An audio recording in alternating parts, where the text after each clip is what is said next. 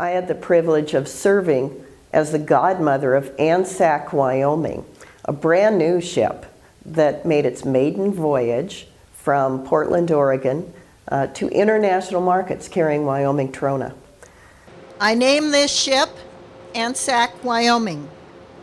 We wish her and her crew safe sailings across the seas and many, many voyages carrying soda ash around the world.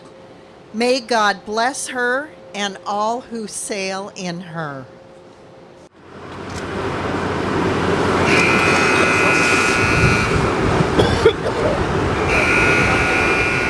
Trona, or soda ash, is Wyoming's #1 international export.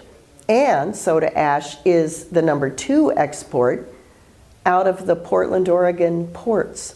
So it was a great occasion. It was a great occasion for Wyoming Trona miners, for our soda ash facilities on the surface, for the railroaders who take the product to the coast, for the dock workers who load it and send this product overseas, where it's used for glass, laundry detergent, toothpaste, and a lot of other products we use every day. Wyoming has every reason to be proud of its #1 international export, soda ash. For this week's Cattle Call, I'm Cynthia Lummis.